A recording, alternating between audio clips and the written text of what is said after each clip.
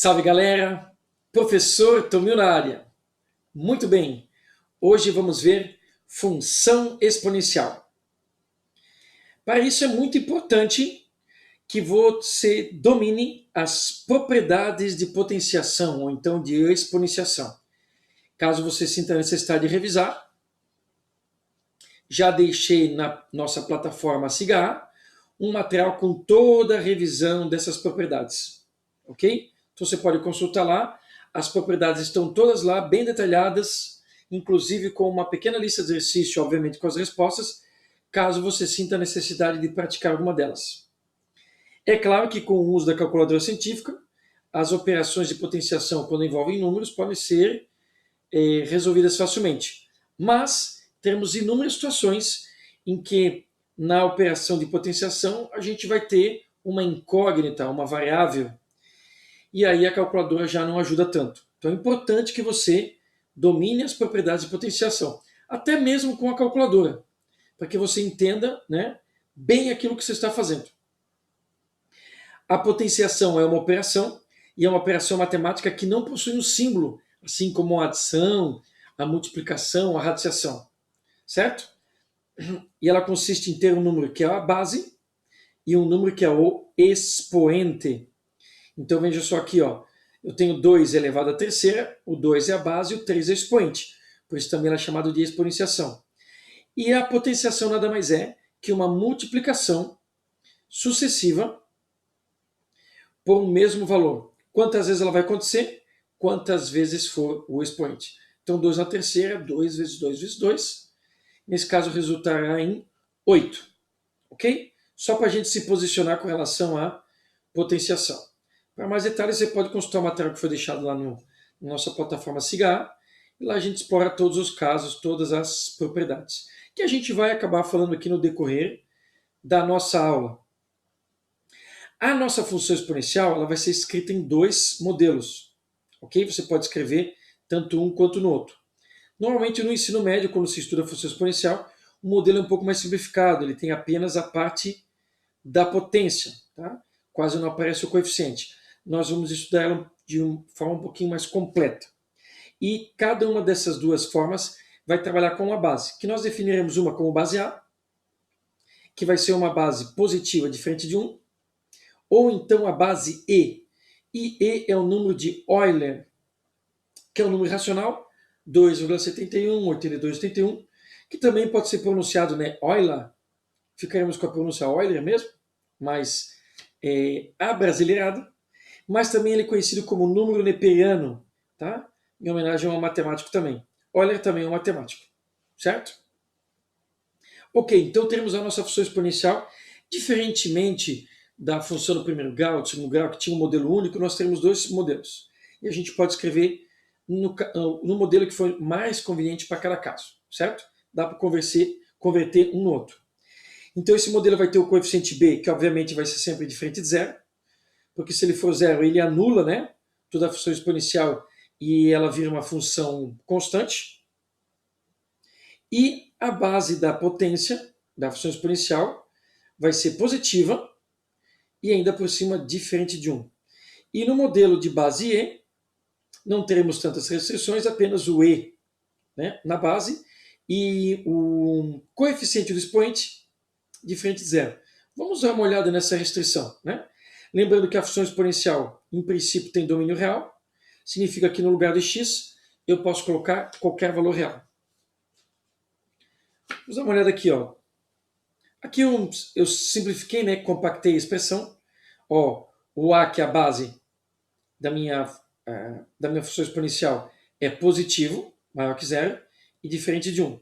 E, obviamente, o b diferente de zero, que é o coeficiente da minha potência.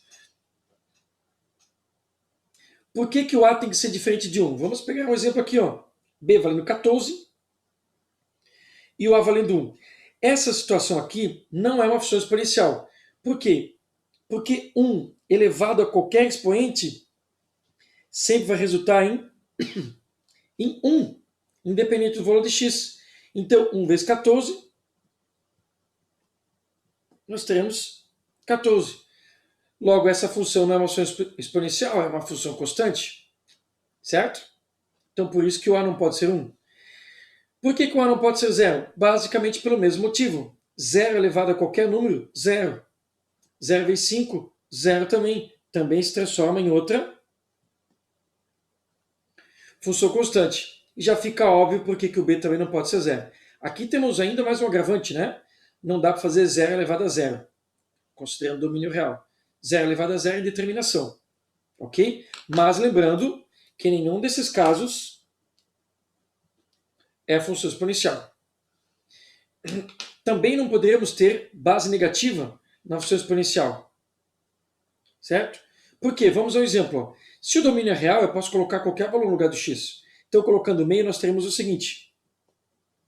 Menos 4 elevado a meio. Aplicando uma propriedade de expoente fracionário, nós podemos transformar isso aqui em radical. O expoente de baixo vai para cima e o de cima vai para baixo. Eu nem vou escrever ele aqui. Certo? E aí temos o quê? Raiz quadrada de menos 4. Colocamos um valor para x real e tivemos um valor para y que não é real. Então isso aqui não pertence ao conjunto dos reais. Por esse motivo não teremos base negativa, porque para uma infinidade de valores de x não teremos um valor de y real. Mais um caso que não será função exponencial. Mas agora muita atenção. Isso aqui é uma função exponencial, porque aqui a base não é negativa. Aqui sim, porque tudo isso está sendo elevado a x. Aqui a base é 4, porque essa função pode ser escrita nesse formato, vejam só. O b aqui é menos 1. Só que a gente não precisa destacar o b dessa forma. Ele pode ficar simplesmente assim. Então aqui é possível. Vamos usar o mesmo caso de cima, para vocês perceberem. Ó. Certo? Então vai ficar menos 4 elevado a meio.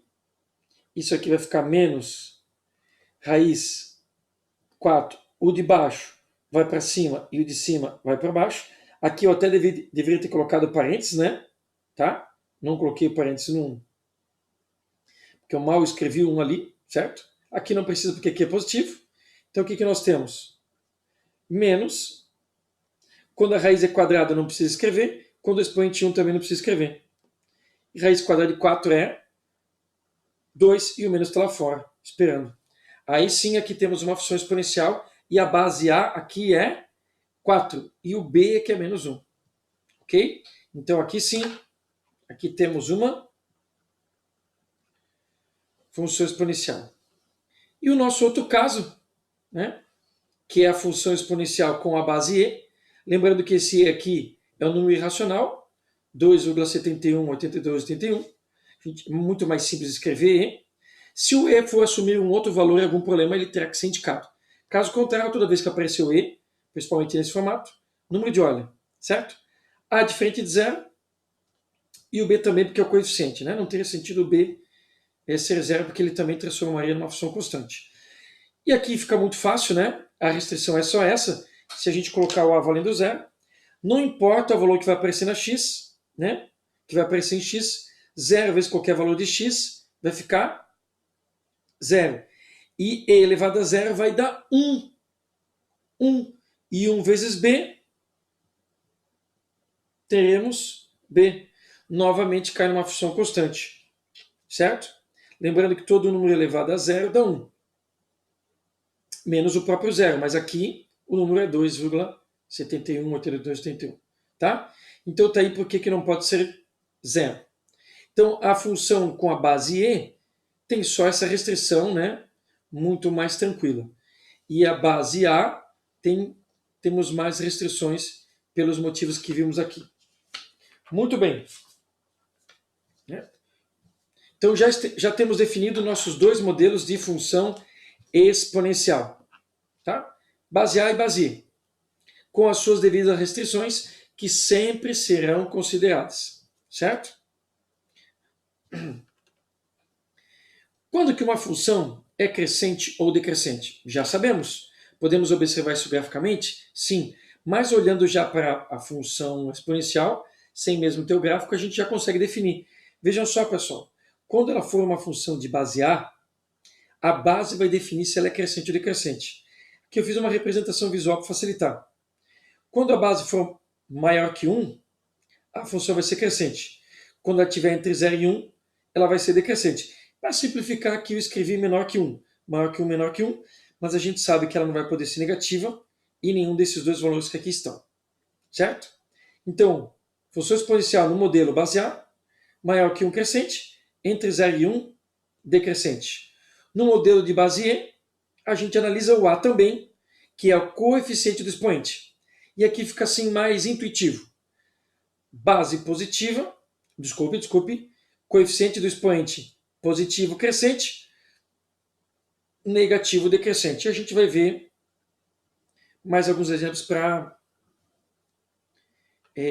fixar esse conceito. Muito bem. Vejam só aqui, nós temos alguns exemplos. Funções crescentes. Temos aqui todos os exemplos de funções exponenciais, todas crescentes. Vejam só. Modelo de base A. Por que ela é crescente? Porque a base é maior que 1. No caso, 2. Função com modelo de base A. Por que ela é crescente? Porque a base é 3 meios. A 3 meios é 1,5. Poderia até escrever assim, ó. Certo? 1,5 elevado a x. Visivelmente maior que 1. Certo? E aqui nós temos um modelinho de base E. Vejam só. Por que ela é crescente? Porque o coeficiente do x, né, no expoente D, positivo. Certo?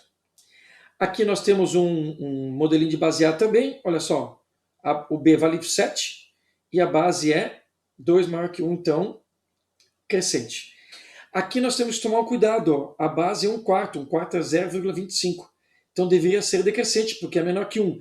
Mas atente ao expoente. No modelo de base A, não existe sinal negativo no expoente.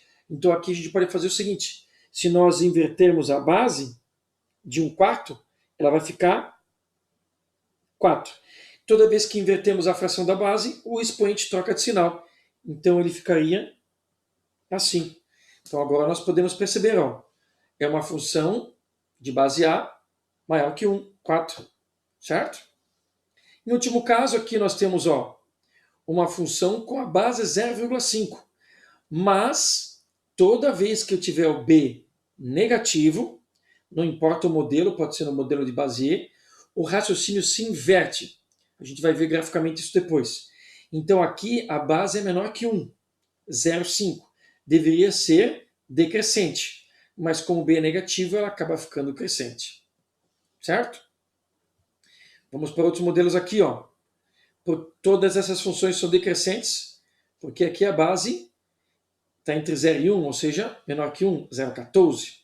Aqui também 0,5. Tá? Poderia escrever na forma decimal, tal qual a gente fez lá, mas deixamos meio. E aqui eu tenho uma função de base E. Porque que ela é eu coloquei exemplos similares, está vendo? Para você comparar. Ó. E aqui ela é decrescente porque o coeficiente do x, né, é negativo, menos 2. Aqui nós temos uma função decrescente também. Basta você fazer o seguinte, ó, se você dividir 1 por 2,71, 82, 81, 2,7 aproximadamente, vai dar um número entre 0 e 1. Mas notem que o expoente aqui tem um coeficiente. Então, na verdade, eu posso escrever ela no formato de base E. Como é que teríamos? O B continua valendo 7. Eu inverto a fração, então ela fica aí. Toda vez que eu inverter uma fração, o expoente troca de sinal. Vejam só, agora ela caiu no modelo de base E, tal qual vocês estão vendo aqui. Ó. O B vale 7 e coeficiente do x negativo decrescente. Aqui nós temos uma função de base 2, ela devia ser crescente, mas como B é negativo, inverte o raciocínio tal qual aconteceu lá. Ó. Se a gente olhar só isso aqui, ela é decrescente. B negativo, inverteu, crescente. Se a gente olhar só aqui, crescente. B negativo, inverteu, decrescente. O mesmo acontece aqui, vejam só. Aqui realmente ela é decrescente, porque o B é positivo, certo? Atenção por menos na frente da base, né? Para você não se enganar. A função e na x, que é o modelinho mais simples de base E, ela é conhecida também como função exponencial natural. A gente vai ver mais adiante várias situações que o E e o E na X aparecem. Ok? Para essa primeira parte encerramos aqui. Vamos dar continuidade no próximo vídeo.